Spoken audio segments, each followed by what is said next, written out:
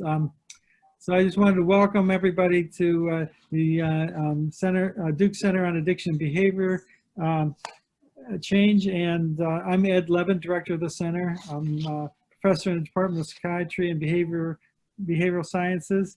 And this is a part of the Duke Institute on Brain Sciences. I want to thank Tyler Lee for setting up the logistics here. And before I introduce today's speaker, I just want to look ahead a little bit. The next talk is October 21st. Christine Tu is a clinician who treats people with addiction problems, and she's going to speak about the treatment of addiction, how science and other factors inform addiction treatment. And then on November 4th, day after Election Day, Sandra Comer from Columbia University is going to give a talk about medications development for opioid use disorder. How well do the studies from preclinical and clinical studies align? And then finally, on November 18th, Roy Stein, who was a long-term faculty member here at Duke, and particularly with the VA, but now is working at University of North Carolina, Chapel Hill, talked about expanding access to opioid use disorder treatment. And I just want to say I'm almost completed the spring seminar series, and that will be posted soon. There is another open slot, so if anyone has a burning desire to present or has a suggestion for presenter, please let me know. I'll see how we can fit that in. So, also I want to welcome Dr. Amir Razvani and his students in the addiction course at Duke, and feel free to ask some questions. Today's talk is going to be very discussion-oriented. Please use the chat box feature. I assume everyone knows how to do that, so we can kind of order the questions. And at each interval, there'll be 4 or 5 intervals that our speaker will have for questions. We'll ask 1 or maybe 2 questions. So if we don't get to yours, feel free to drop Dr. Sinnott-Armstrong an email. Okay, so now it's my privilege to welcome Dr. Walter Sinnott-Armstrong. He's a Chauncey Stillman Distinguished Professor of Practical Ethics, which are very good. He's a professor in the Department of Philosophy, and also is in the Keenan Institute of Ethics, and also has appointments in the Law School and Department of Psychology and Neuroscience, and is in the core faculty of the Duke Center for Cognitive Neuroscience and Duke Institute on Brain Sciences. And he's done a lot of work with both morality, ethics, and freedom. And today he's going to be talk to us about, does addiction remove responsibility? Walter. Thank you very much, Ed. I'm going to share my screen. Please confirm that you can now see my slides? Yes. Good. As Ed said, I'm not a neuroscientist or an expert on addiction. I'm a philosopher. So I come to you wanting to discuss some larger issues that might relate addiction to everyday life. And I really do want it to be a discussion. To start off the discussion, I think it's always useful to have a concrete example in mind. So let's look at William Burroughs, who was a famous poet during the Beat period. And he was a heroin addict for quite a while. And in one of his books, he wrote this at the beginning: "A dope fiend is a man in total need of dope. Beyond a certain frequency, need knows absolutely no limit or control." In the words of Total Need, wouldn't you? Well, maybe you think you wouldn't, right? You're separate, but you would, he said, because it's total need, total sickness, total possession. And finally, dope fiends are sick people who cannot act other than they do. A rabid dog cannot choose but to bite. Notice that this is an extreme view of addiction. It's saying there's absolutely no law control whatsoever. Like a rabid dog, you don't morally blame the person or hold the rabid dog responsible. The implication is you shouldn't hold dope fiends responsible either. You should feel sorry for them because they're sick. That's the view that I want to test in this discussion and talk about. I'm not endorsing it, but it is a very common view, and we'll see some other people who say it less poetically, more scientifically. So how do we discuss this view and addiction in general? Yeah. Okay. Oh, good. Now the control works. Good. So it's a noontime meeting. I figured we ought to have lunch together. So for your lunch, you're going to get a drink. What is freedom? Some chips. What is responsibility? A pickle. What is addiction? You can't have lunch without a pickle. A sandwich. How free are addicts? And a cookie for dessert. How responsible are addicts? That's basically what we're going to go through. So the first question, the first three are: what is freedom? What is responsibility? What is addiction? We got to get straight what we're talking about before we can ask the kinds of questions that are raised by Burroughs' story. First, what is freedom? I think it's important to think about other things besides free will and free action. So sometimes you say the coffee's free. And what does that mean? Well, it means that you don't have to pay for it. There's no barrier in terms of cost. Is this seat in the theater free? Well, that's asking, is it reserved? Is there a barrier in terms of a reservation? Is this country free? Can I go where I want to go and say what I want to say? Well, that's asking, is there a barrier in terms of laws against going certain places or saying certain things? So freedom is always freedom from some barrier or other, but different barriers in different cases. In particular, when you're talking about freedom of action and freedom of will, I want to distinguish two types of freedom: freedom from causation, which is to say your actions or will is not caused or determined by some prior state of affairs, and freedom from constraint or excuse. That means some limit, like you're in prison and it's stopping you from moving around. Notice that these are very importantly different because you can have causation without constraint.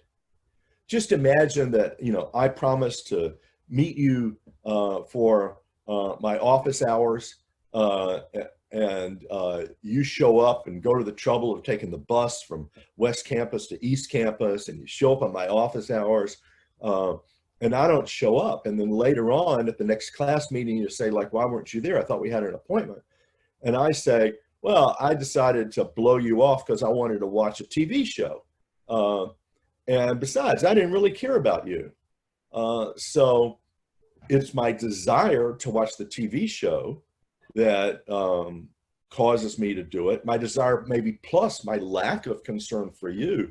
So there is a cause for what I did, but none of that's an excuse. I should have shown up for the office hours like I promised. None of that constrained me. I could have gone to the office hours. I could have done it, but I just didn't because I didn't want to. That's causation by my desire without constraint, because I have no excuse. Nothing is keeping me from doing what I want to do. In fact, I'm doing exactly what I want to do. Okay? So it's tricky to say what a constraint is. So we're going to spend a little bit on that. One kind of constraint shows you that you can't always get what you want. That is, you can't always get to do what you want to do. A jail keeps you from leaving the jail, even if you want to. Coercion, your money or your life, keeps you from, walking away with your money. Fraud keeps you from doing what you want because you want to save your money and not, lose it from your credit card. When there's credit card fraud, somebody stole your credit card, for example. Other types of constraints show that you can't always want what you want to want. So, for example, in a phobia, if you are scared of airplanes and you want to go to your children's wedding, say, and you want to get on the airplane because you want to be able to go to the wedding without undergoing the anxiety that you will feel if you do get on the airplane. You want to get on the airplane, but you can't because you're scared of airplanes. And so, whereas the first kind of constraint reduces freedom of action, this kind of constraint reduces freedom of will. You actually are doing what you want to do because you want to not get on the airplane, and you don't. But that doesn't mean you're wanting what you want to want, because you want to get on the airplane. You want it to be easier for you to get on the airplane. Okay. What's in common to these two different types of constraint, I want to say it's reasons responsiveness. Now, this is a technical term in philosophy, and I'm kind of skimming the surface here. I'm not going to go into great detail, but the basic idea is that in order to be reasons responsive, you have to be receptive to reasons in order to, which means that you have to be able to recognize reasons, and you also have to be reactive to reasons. So you have the ability to act according to the reasons after you have recognized them. So in the, in the phobia case, for example, you might be able to recognize your reason to want to get on the plane, but you're not able to make yourself want to get on the plane. You're not reactive to the reasons that you have to have that desire. So that's just one example, but as a general theory, it's fairly common in philosophy, and I can go into detail if people want.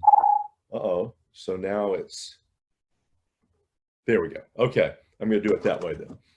Degrees. Notice also that on this view of freedom, freedom comes in degrees. You might be able to recognize and react to a wider or narrower range of reasons. You might, for example, be able to get on the airplane if your life depended on it, but not if your children's welfare depended on it.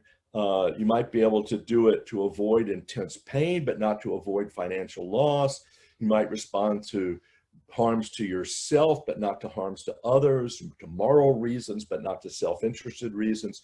Different degrees of freedom with more or fewer reasons that you recognize and react to. It also might be more or less difficult to react to reasons. It might require more effort on your part. There might be more or less probability of success if you try to act on those reasons. And there might be more or fewer options available to you. So if you're in a jail cell, you're able to decide whether you're going to go to the north end or the south end of your jail cell, but you can't leave the jail cell. Then if you're allowed out into the prison yard, you can leave your jail cell, but you still can't leave the prison grounds. And if you leave the prison and you're put on house arrest, you can walk all around your house, but you can't walk outside your house.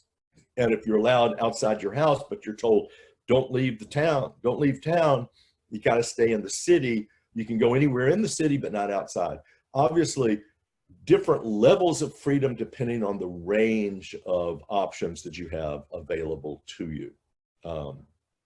So that's my general account of freedom, which Ed wanted me to talk about. So Ed gets the first question, and then I'll take a question from the audience as well. This is the first break. As Ed mentioned, we'll take 4 or 5 of these little breaks throughout the talk so you don't go to sleep out there. Oh, that's very interesting. Thanks for bringing up those topics, and I think it's important for addiction as well. And not only in terms of freedom as either you're free or you're not free to do something, but there are gradations of it. I just wonder in terms of how belief plays into this. So if I try to walk along a line on a basketball floor, I can probably do that pretty well. But if it's the same width line and it's 100 stories up, because I have a belief, which is rightly so, that if I misstep, then I fall 100 stories, then that's going to be quite a bit more difficult, even though it's the same task. So the way in which we perceive the consequences can, drive our freedom in ways, that are pretty substantial. Yeah, absolutely. I mean, I think another example of that is the airplane phobia example that I gave. If somebody really believes that they're going to die if they get on the airplane, they might not be able to get on it. And they can't stop themselves from believing that no matter how much evidence they have against it. Then they're not going to be able to get on the airplane. Whereas if they believe airplanes are safer than driving long distances, then they're going to be able to get on the airplane.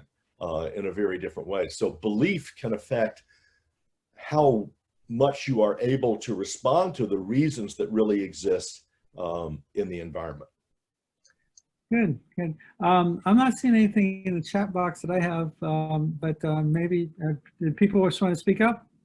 So, Ed, I do have one in the chat box that was just sent to me privately. Okay. From somebody from Becky, it says, it doesn't seem that we are really free. Aren't we talking about relative freedom?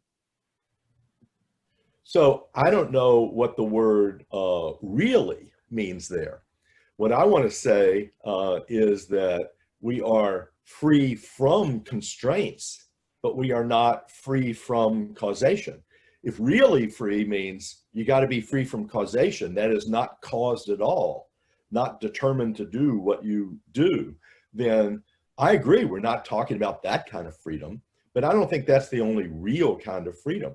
I think freedom from constraint is actually much more important and interesting in our lives, because after all, I don't want to be unaffected by my environment. That would be crazy. You ought to be affected by your environment. If there's a danger to the left of you, danger to the right of you, you want to be able to stay straight. And then you're reacting to the facts in the environment. So I don't want to be free from causation. I don't want to be caused by the circumstance I'm in.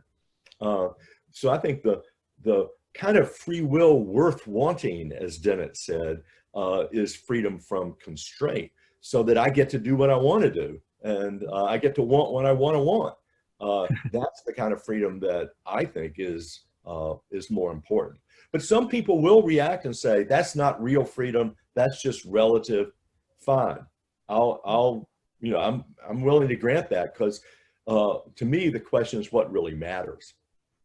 So if I can squeeze in one more question about belief and freedom. So if people believe that their brain is ill and is driving their behavior, and they believe this very much, that you have an addicted brain, well, I have no choice to do but what my brain tells me to, versus someone who is coached into believing, oh, well, you can, there are these urges, but you can't overcome them. I mean, might that kind of self-imposed bar on freedom be a problem in terms of how we deal with saying, oh, addiction is a brain disease, and a period at the end of that statement? Absolutely. The way I would gloss that is someone who believes that they're not able to react to reasons might in fact thereby become unable to react to reasons. Yeah. Because they think they cannot do it, so they don't try, and then they're not going to be able to do it if they don't try. So yes, your belief about what you're able to do can often affect what you are in fact able to do or not. Great. Okay, so let me go on to the next phase here. So the next question is, what's responsibility? And here I just want to draw a very simple distinction between attributability and accountability. Sometimes we ask of a particular action, does that action show that the agent was a bad person? That they have some kind of character trait that's bad, that they have a moral vice of some sort? That's the question of attributability. Accountability is, okay, is that the kind of action that deserves punishment or sanction of some sort?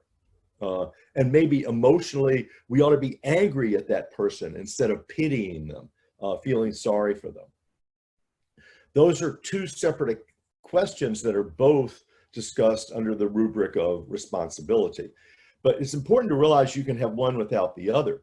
If you take, for example, a criminal who was severely abused as a child, you might say, well, they are a bad person. That's why they're committing all these crimes. But that doesn't necessarily mean they're not accountable for those crimes, because after all, they are committing them. They know exactly what they're doing, and they know that it's wrong. So some people have argued that criminals who do even horrendous things after being severely abused as children, it is attributable. They're not good people. You don't want to marrying your children or spending a lot of time with them, but they still might not be fully accountable or responsible. On the other hand, you can have accountability without attributability. they're very good people who slip up occasionally under extreme pressure. And when they do so, you might say, well, they are accountable. They did slip up. But it's not attributable to them. The fact that they slipped up doesn't show that they're a bad person or that they have a moral vice, because everybody slips up occasionally, and this was the occasion on which they slipped up. This is important because this allows us to say you can have responsibility without blame of the agent. They are accountable, they are in control, they deserve some sanction for the action that they did, but we're not making some judgment of them as an agent that they are a bad person or have some kind of moral vice. We're going to talk mainly about accountability, but it's important to see we're talking about accountability instead of attributability. And like with freedom, accountability, that kind of responsibility, comes in degrees. There might be stronger or weaker sanctions. One of my favorite passages in John Stuart Mill on liberty is where he says, for that kind of action, you are justified in avoiding the person who did it, but not parading the avoidance. So one sanction is you're going to not spend time with them, not invite them to your parties. But another thing is you publicly announce, I'm not inviting this person to my party, and parade the avoidance. So there can be subtle distinctions among the different kinds of sanctions that we apply in reaction to particular actions. And of course, your anger in terms of the emotional reaction can also be stronger or weaker. I'm not going to worry about the criminal law now to save time, but the criminal law definitely recognizes degrees of accountability. I want to go straight to relation to freedom. Notice you can have accountability without freedom from causation. That's the example of me not showing up for office hours because I wanted to watch a movie instead. Well, I was caused, so I'm not free from causation, but I'm still accountable. I should be subject to some sanction for failing to do what I promised to do. And you can imagine more extreme cases as well. Typically, not always, but typically, accountability varies with freedom from constraint. So an agent who cannot react to any reasons at all, including self-interested reasons. So Fish, one famous psychopath, used to stick a knife into his stomach every once in a while just for fun. Well, he's not even reacting to reasons that have to do with self-interest. Somebody like that might deserve less sanction than somebody who can react to some reasons, but not all reasons. So there can be degrees of that, and the degree of freedom varies with the degree of accountability or responsibility.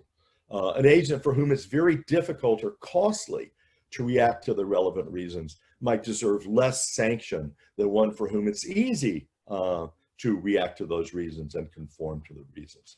So I wanted to mention responsibility. We'll come back to this at the end, but are there any questions about that?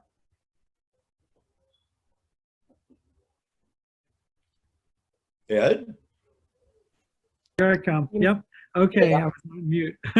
So I was actually interested in your response in terms of looking at responsibility over time. So you can have retrospective responsibility of what actions went into coming to the current state, and that comes into these things you've been talking about in terms of culpability and accountability. But then there's responsibility prospectively, in terms of, okay, we are where we are, what responsibility do you have on the next step forward?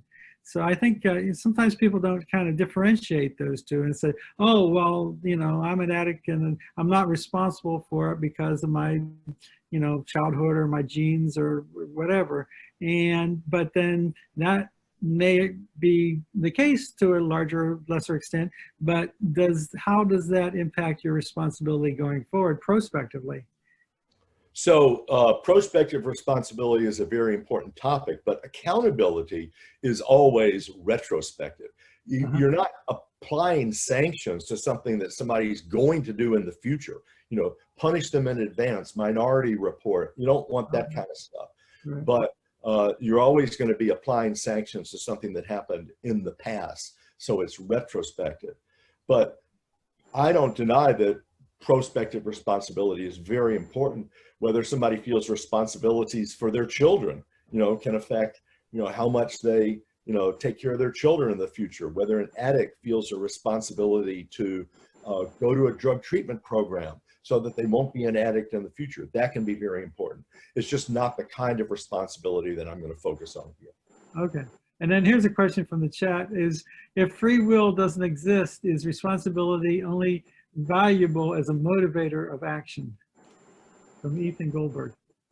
So if free will doesn't exist, I'm not going to accept that if. I think freedom from causation does not exist, but freedom from constraint does exist. And that applies to free will as well as to free action.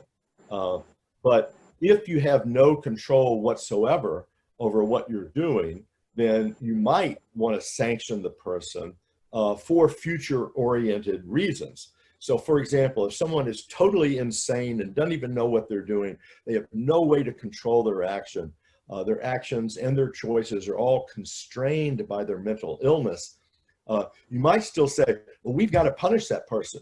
Why? Because other people might fake mental illness if they think they can get away with it by being found not guilty by reason of insanity. That would be purely forward-looking. But notice how unfair that sounds.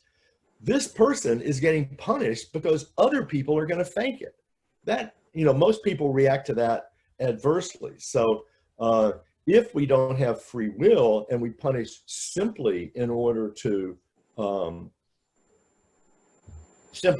prevent future behavior, then you're basically treating your fellow people like dogs that you're training. And that doesn't seem to most people to be appropriate. But luckily, we don't have to do that if we have freedom from constraint. And I think we do have free will that is unconstrained in the relevant sense. But that would be if there were none. Walter, can I chime in on that one? Sure. The idea of punishment and the connection between preventing future behavior. So shouldn't the goal of any reaction to a crime be to protect society from future incidences of that crime? So the question of responsibility is both on the person who committed it, but also on the society who wants to protect itself to determine the best way to prevent the future actions, be that rehabilitation or making an example by punishment. Where do you go with that So line of thinking? I'm going to pick on one word that you said, Nicole. I'm a philosopher, so I'm allowed to do that. I don't like it when people say the word "the." That's not the goal of punishment. That is one goal of punishment. But even when we have a goal, there should be constraints on how we achieve that goal. My goal might be to make money, but cheating and hurting other people in the process in order to get money, I'm not going to be justified. So sometimes you have a legitimate goal, which is to protect society, and yet there are constraints on the legitimate ways to achieve that goal. And the suggestion that I was making is that in order for it to be legitimate to seek that goal of serving society by punishment, we're going to need to know that the person was responsible. That's kind of a minimum condition that has to be met first, and then we choose the form of punishment, the length of punishment, and so on that best serves society's needs. Does that make sense? Okay. I would still argue that it doesn't have to be punishment. It could be rehabilitation. Oh, I'll get back to that. Don't you worry. Okay. Especially in the case of addicts. But I'll draw a distinction later on between liability and justification that I hope will help with that. Sounds good. Another interesting question in the chat, but I think we should move on and we'll see if we can get back to this. Yeah. Okay. So the next question is, what is addiction? I throw up just for your perusal the DSM-5 definition of substance dependence. The crucial thing for my purposes are the words in red there. A maladaptive pattern of substance use leading to clinically significant impairment or distress as manifested by 3 or more of the following, and there are 7 that follow, okay? I'll come back to whether it's a persistent desire.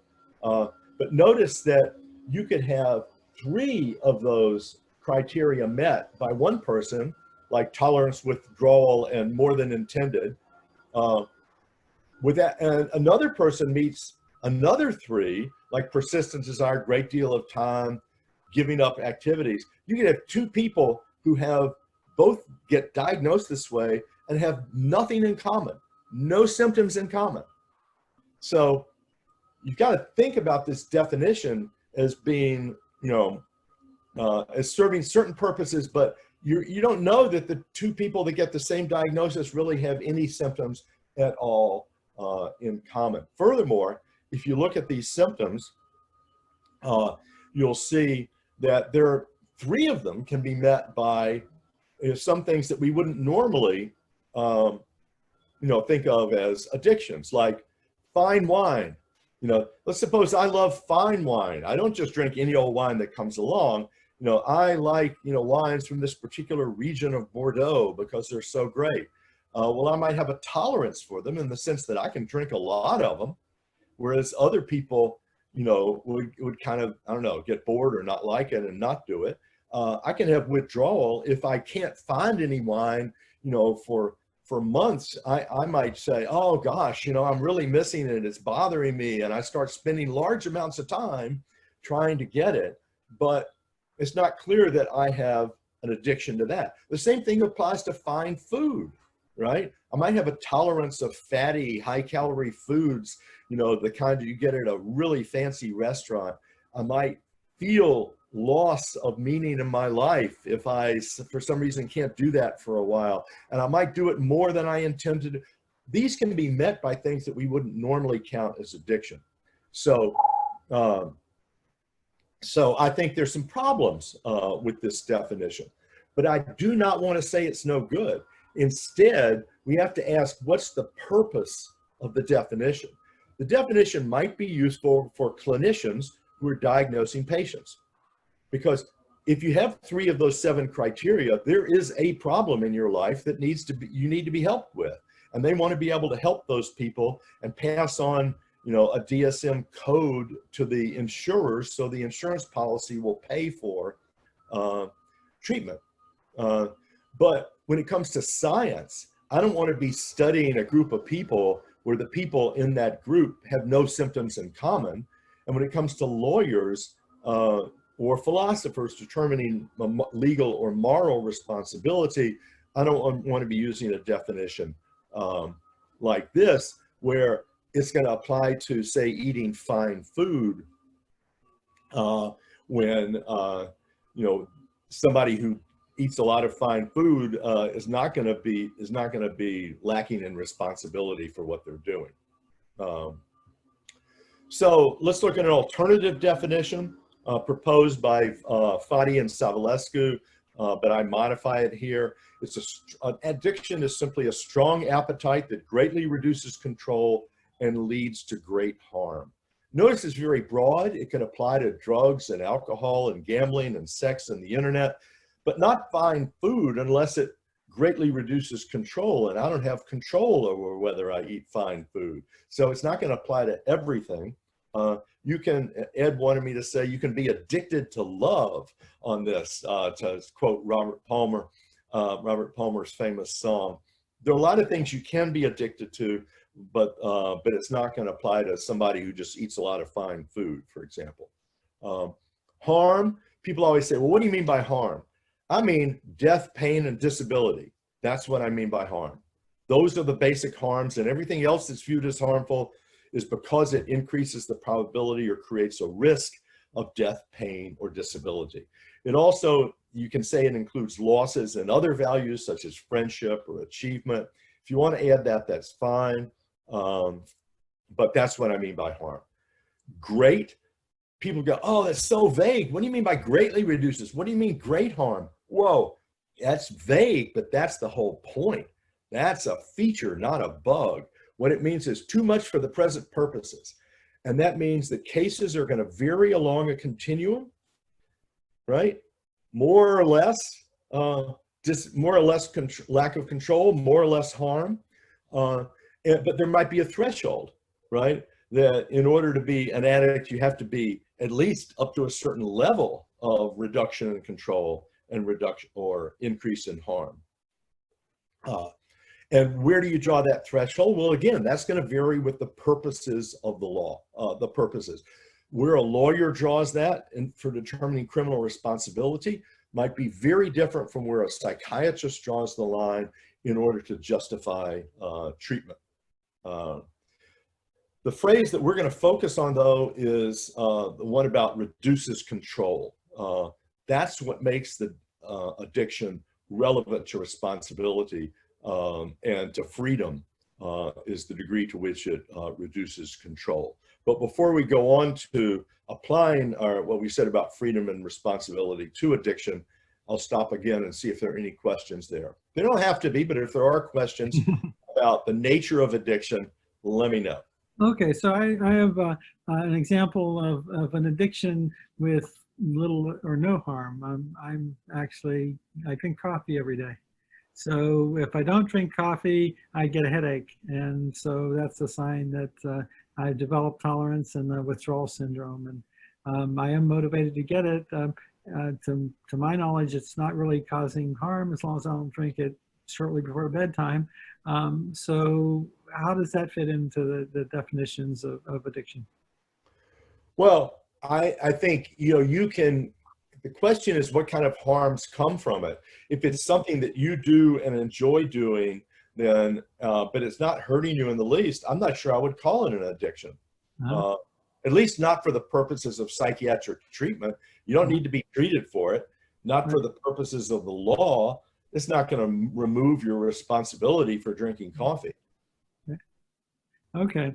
And then we had Frank Willard put in a couple of comments, and they're interesting and quite extensive. So I would invite Frank to speak up and ask his own question. But ask one of them. Ask one of them.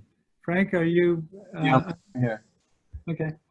So my second question was kind of basically the same as your first one. That was just talking about harm and the definition and the relationship between dependence and addiction.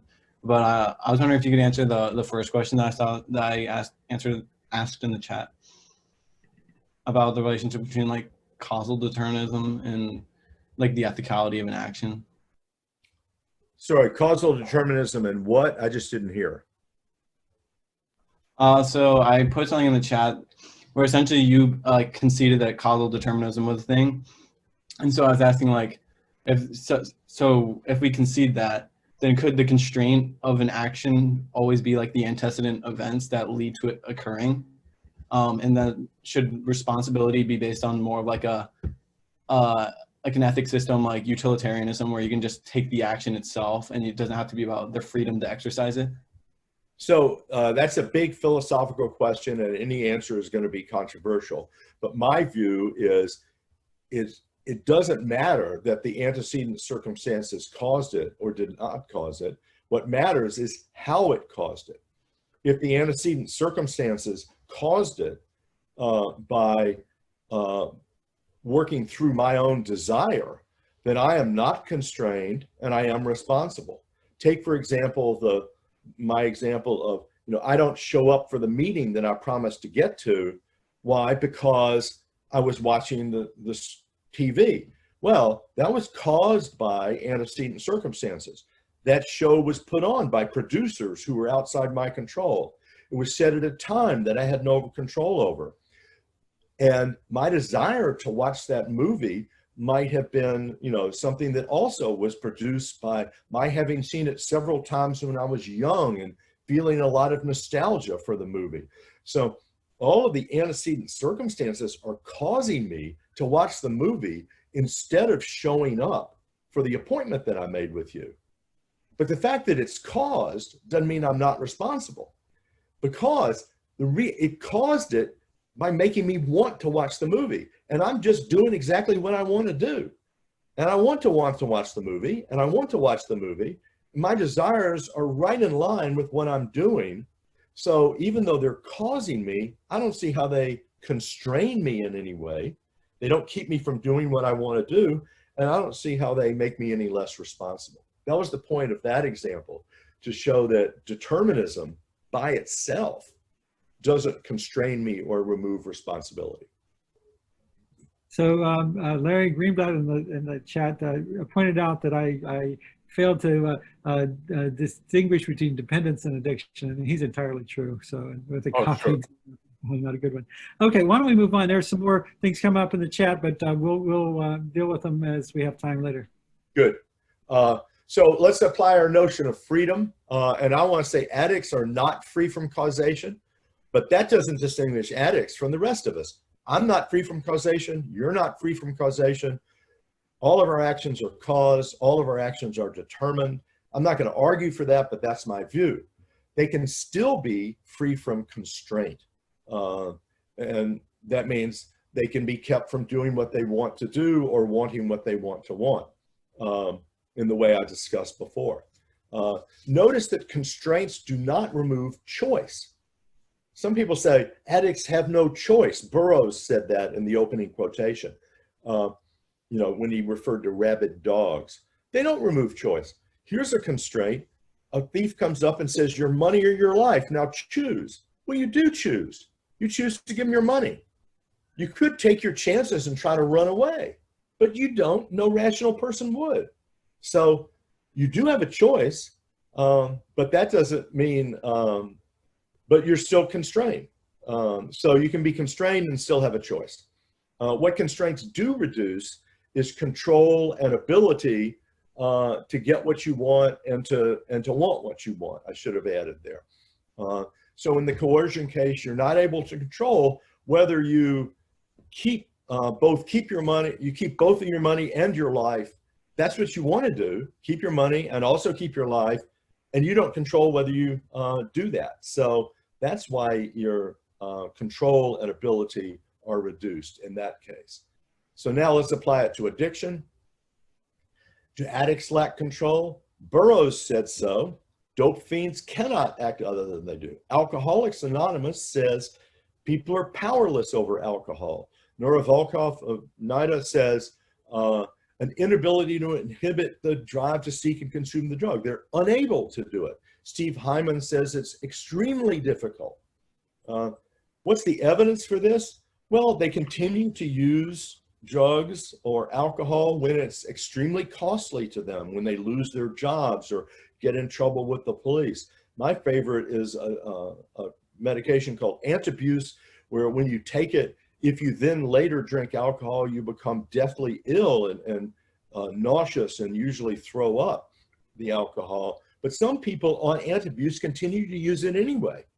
And of course, the standard evidence for lack of control is the high rates of relapse. Many programs have extremely high rates of relapse. So on those, for reasons like that, there are many leaders who, in addiction studies, who say that addicts lack control. But others say they have control. Gene Heyman, Carl Hart, Hannah Pickard, Bennett Foddy, and Julian Savulescu all argue that addicts have control. Here's the evidence that they cite. Almost all addicts refrain from drug use for hours when it's necessary, like if they're on a long airplane flight, or if the police are watching, or when they're in a long business meeting.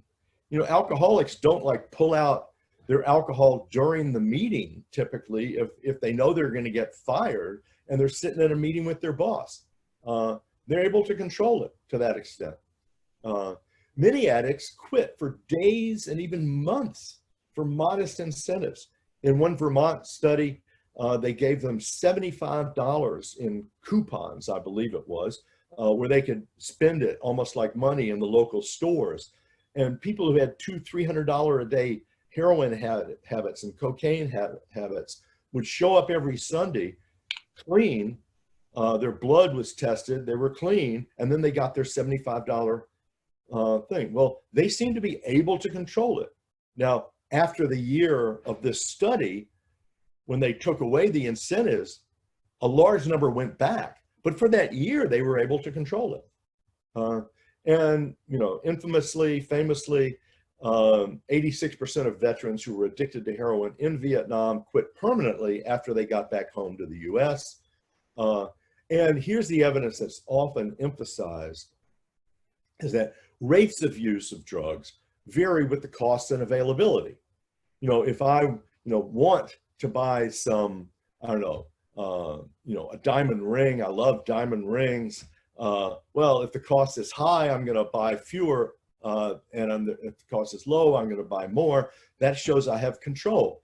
If there are diamond rings around that are available for sale, of the kind that I like, that I'll buy them. If they're not available, I'll wait, and so on. So control is shown by varying with the incentives, and it looks like that's what a lot of addicts do. When the prices go up, they actually use less. When it's harder to get the drugs, they're less available, they actually use less. The response to that by Chandra Sripada, who a lot of what I'm saying here is heavily indebted to Chandra, in particular this part, because he points out that many other compulsions show similar patterns. This is the response to the argument that they have control. People with OCD can sometimes stop, say, washing their hands for long periods of time, like, if they're on a long bus ride and there's no sink to wash their hands in. They can sometimes stop for small rewards. I'm citing studies where they show this in case you think it's not true. Sometimes they stop alone or with help, like exposure and response prevention therapy has been effective. And they're able to stop, sometimes alone, sometimes with help, but the help means, okay, you do the thing that you don't want to do in the therapy. So they seem to be able to do it in the therapeutic setting, just not in everyday life, okay?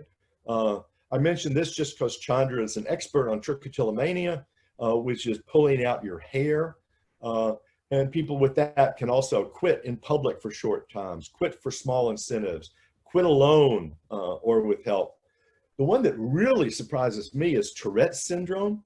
Some people with tics can stop for fairly long periods. They have top-down regulation strategies that they can use. And some children with Tourette's can actually quit for relatively small rewards. So there are other mental illnesses that show similar patterns in response to insensitivity to incentives that are shown in addiction. So my question for Ed and then for Amir is, do you think that addicts have more or less control than people with OCD, trichotillomania, and Tourette's? What's your answer, Ed? Well, I think that it's comparable because they have parts of the brain that are involved in these disorders. The dorsal striatum, which is involved in habits, and they used to think that, oh, well, habits are worse than physiological addiction, or better than physiological addiction. But actually, they may be worse because, you could go through pharmacologic withdrawal and, maybe agony, but over, fairly brief period of time, you'll go through the roughest part of it. But habits can haunt you for years and years, and you could be off of drugs or off of doing OCD actions for a very long time, and then there's some trigger that brings you right back. So I think they're quite comparable, and that addiction as a disorder of reinforcement or reward, I think, is a false illusion. That you have it's really a disorder of imperative. There's a kind of a command that you have to do something, and that's very, very similar to these things like OCD. Do you agree, Amir? You have to unmute. Okay. Yes. Can you hear me now? Yeah. Yes. Yes. Yeah, pretty much I agree with Ed. And we have heard the phrase hijacked brain for addiction. And a real addict person doesn't have much control because the frontal lobe, which is the CEO of human body is not there anymore as much as we want to. So they cannot make good decision, they cannot make good judgment, and but doesn't mean that they are not. Doesn't mean that they don't have any responsibilities. But saying that they are in full control is I don't agree with that. We have cases that there's one particular case that this individual family person suddenly developed a tumor in frontal lobe, and he lost control, and his judgment, everything was different. When they removed the tumor from the brain, he became normal. So a real addict to a drug, which has been using for many years, like cigarette, for example, there is this physiological change, anatomical change in their receptors in their brain. And just simply telling them that you can control is a little bit asking too much. Yeah, that's what I think. So I agree. I mean, I think, part of the problem is, do they have total control? No. Do they have any control at all? Yeah. They have some control, but not complete control. And that puts them in the same category as OCD, trichotillomania, Tourette's, and other things. So what I want to do now is talk about how you get that middle position, okay? How you make sense of it. And to get to that, we need to talk about the different ways in which you can lack control. One possibility is, the desires for drugs are just too strong. Nobody could resist them. They're irresistible. Another possibility is their willpower is destroyed. They're just too weak to resist even a normal desire. But I want to argue it's really the third one, that the desires are too persistent to resist over long periods of time, okay? So do addicts have especially strong desires? Some people say they hyper-evaluate the drugs and the desires grow in strength until they can't resist them. But actually, a bunch of recent studies have suggested that drug addicts reporting on their own desires say that the drug desires are not really all that strong. It's been tested in the moment. It's been tested retrospectively in a different study. And what other studies have found is that the desire for these drugs are comparable to the desires for unhealthy foods in people who have habits of eating unhealthy foods. So it doesn't seem like the problems that the desires are too strong to be ever controlled by anybody. Does the addict have especially weak willpower? Well, some people, like Hannah Pickard, says they have difficulty in resisting. But that doesn't tell us how would drugs weaken willpower. You can see from the dopamine, studies and so on, how the desires are going up. But where does the willpower, we don't know where that exists in the brain anyway, and so we don't know whether that's getting weakened. I mean, there's some studies that suggest it, but I think we don't really know. And why, if it weakens willpower, does it weaken willpower only for some things and not others? Right? If it's weakening your willpower in general, that part of your brain, why don't drug addicts show lack of willpower in other parts of their lives? They often don't. So I think the real problem I want to suggest, and this is also following Chandra Sripada, is the problem of persistence. Desires for drugs arise often over long periods of time, and they poke themselves out at times when people are particularly susceptible. That makes it hard for anybody to resist because you can't engage in this top-down regulation. People can use top-down regulation on their drug desires and make those desires less strong, but you can't do that forever for long periods of time. Think about resisting unhealthy foods. You can resist any particular piece of food, but maybe not over the long term. You're going to end up eating something at some point. So I said freedom is always freedom from. Freedom is also always freedom to do one thing as opposed to another. So an alcoholic, for example, might have a high degree of control over, what she drinks, whether she drinks beer instead of whiskey but she can't drink water instead of whiskey. Where she drinks, she might drink water instead of whiskey while she's at home, but not while she's in a bar when there are lots of alcohol cues and peer pressure. But the one I want to emphasize is she might have control over whether she drinks water instead of whiskey for the next hour, but not water instead of whiskey for the next week or the next month or the next year. So this model, as I said, comes from Sripata. The idea, the red bars there are desires or cravings for the drug. You know, how tall they are is the intensity, how wide is how long they last. And you can see it's just kind of random as they occur through the day, depending on what you run into, what kinds of cues you run into, the addict runs into. At any given point, there might be a 99% chance that you will resist. You are able to resist the temptation at that moment. And some people want to infer, well, and it makes sense to infer, you can resist the desire in each individual episode, taken individually. But you cannot resist the desire at every episode throughout the period. Because if each one of those has a 99% chance of resisting, that means it's got a 0.01 chance of not resisting. And if there are hundreds each day, then over the course of a week or two, you're going to give in at some point. You're going to fail.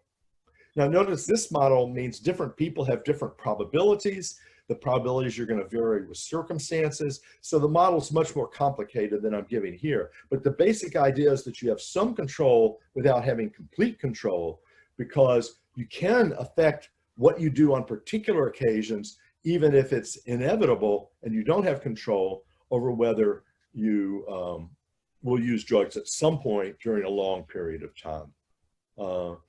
Maybe since we've only got 2 minutes left, I'll say something about responsibility, or instead of taking questions at this point. Yeah, sure. I just want to say, are addicts responsible? Well, here are my answers quickly. You know, addicts aren't bad people. They're people who fell into bad ways. It's not like they have moral vices. Maybe some of them do if they don't even try to exercise the limited control that they have. Are they accountable? Well, notice that if you can control whether you use on a particular occasion, you might be accountable for using on that particular occasion, such as if an alcoholic ends up driving drunk when they know they're going to have to drive home from the bar, right? They should have waited until they got home before they started drinking. And if they can control that, then they're responsible. They're accountable for not doing that. But they're not responsible for regular use over a long period when they could not control whether they use within that general period. So I want to say, you know, we still, this is to go back to Nicole's point, we still ought not to imprison. They're liable to punishment because it's not unfair to them and they have no legitimate complaint. But maybe we ought not to do them because put them in prison, because there's a better way to do it for the good of society, not to mention their families and all the people that depend on them. So it's not clear exactly when these conditions are met, but that's my general approach. And I'm going to skip this last slide and just turn to see if there are any more questions. Okay, thank you very much. We're pretty much right on at 1 o'clock. So I want to thank you for a great discussion, and wanted to also thank everybody that put their questions into the chat. And I apologize we didn't get to all of them. Please feel free volunteering Walter's email to email Walter or to have some further discussion. But this brings up some really very important questions in terms of not only how we treat in terms of the criminal justice system and get people, you know, not in prison but in treatment, but also just in terms of the medicalization of this disorder. Certainly there are biologic bases, but it's not completely driven by the cells in your brain. You know, between your ears, there's a mind as well. So I'm really firmly convinced that there's some amalgamation of the two.